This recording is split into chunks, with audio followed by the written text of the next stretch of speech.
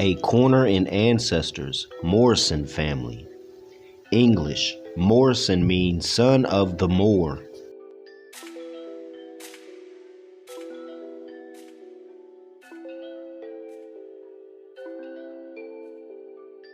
The name Morison, Morson, Morson, Morison, and Mary's son has as many explanations as it has forms.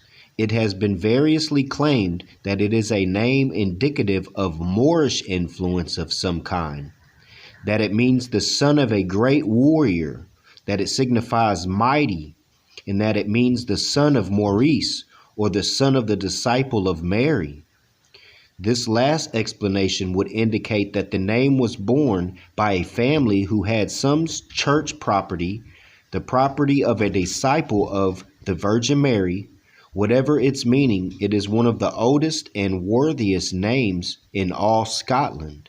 Lewis is a little island on the west shore of Scotland, and there is a tradition that the founder of the clan Morison went there from Norway. And there is a tradition that he was a Moors, a son of the Norwegian king. At any rate, the family became one of the most important on the little island, and for hundreds of years the leader of the family was the hereditary judge of Lewis. This position was one of the great influence, for the judge had power of life and death at his finger's end. About 300 years ago, after a feud of many years' duration, the Morisons lost their position of leadership to the MacLeods, and so lost their hereditary position of judge.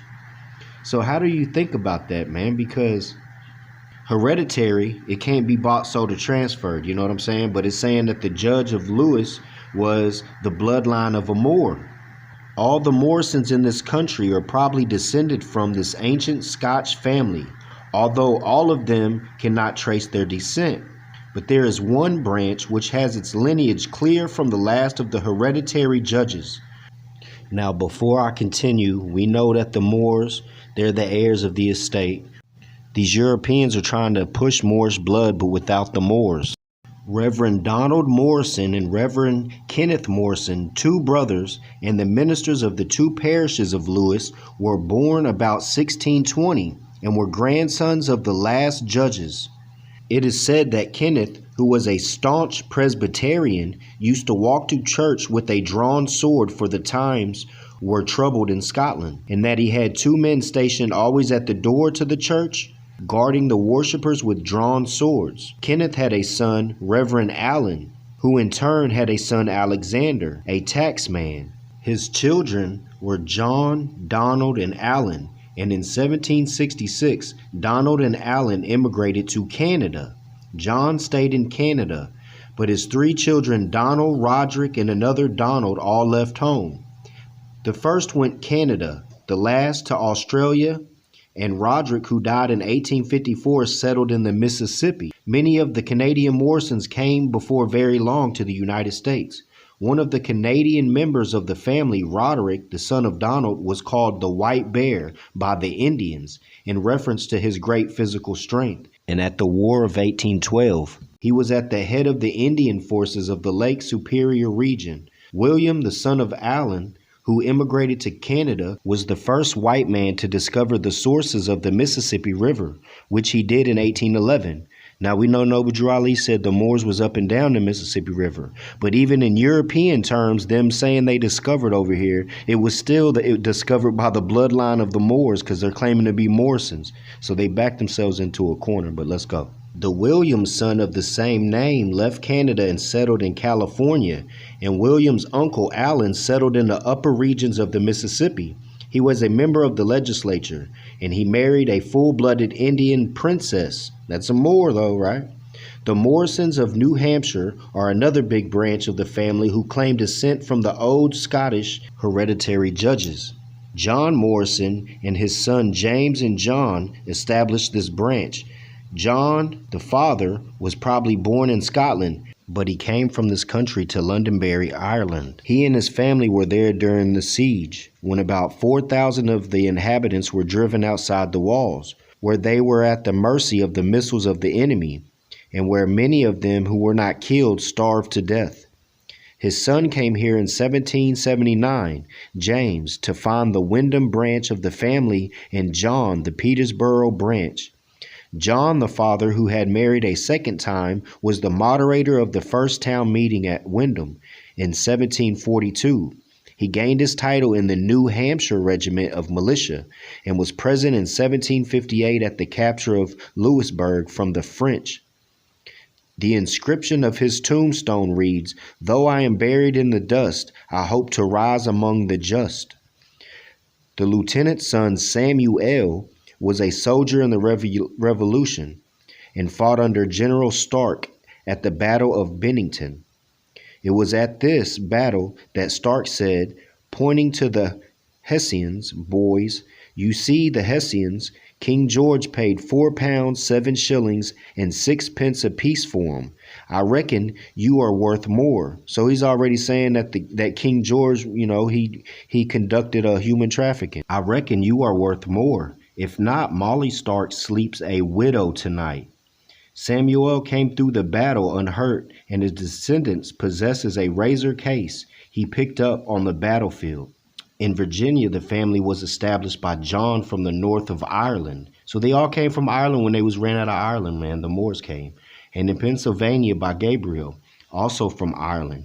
Gabriel and his wife were noted for their piety and used to ride over 3 miles every Sunday to church with their children in the saddles before them. The arms of the Morisons are blazoned, argent, 3 Moors' heads, cooped sable, 2 and 1 banded of the first. Motto, Pretio Prudent is Priastus. So I got to go look that up since, And Crest, Azure, 3 Saracen heads conjoined in 1 neck, the faces looking to the chief, dexter and sinister sides of the child. It is said that one Kenneth More accompanied Lord James Douglas into Spain with the heart of Robert the Bruce in 1330. When the 2 Scottish men arrived in Spain, they found King Alfonzo engaged in war with the Moors and accepted his invitation to join the Christian forces. Then one day, the story runs, Kenneth slew 3 Moors and cut off their heads. A shout went up from the ranks, "One Scottish Christian Moor can kill 3 Moors," they said. And so it came about the 3 Moors' heads were blazoned on the Morison coats of arms.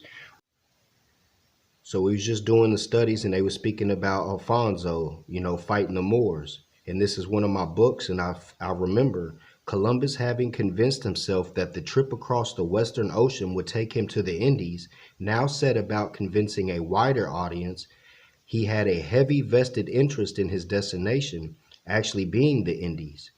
In this first public announcement of his momentous voyage, Columbus was careful not to mention disasters or near disasters.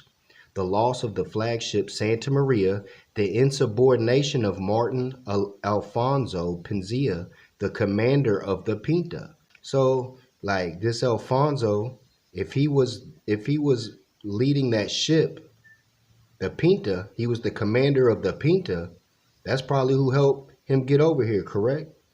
Wow, that's a totally another concept, ain't it, as regard to Europeans flying these Moors' heads. But these are supposed to be Europeans that's claiming bloodlines of the Moors, claiming land or whatever, acting like the Moors don't exist. But take it for what it is, man, and look over this, man, and maybe you can build upon it too. But it's crazy, man. So this is from, Library of Congress, Baxter Springs News, Kansas, February 10th, 1910, Morison. Before I end the demonstration, I would like to give honors to all who supported Little Green Star. I had a lot of good feedback. It was taken down from eBay. I do not know why, because I have the other booklets up in eBay, but they took this booklet down. So you can contact me on Instagram and I can get this booklet to you. Or you can contact me through latifbay2013@gmail.com. It'll be like 5 notes through, I guess I'll probably use Cash App or whatever works, PayPal, whatever. But peace and love. Islam.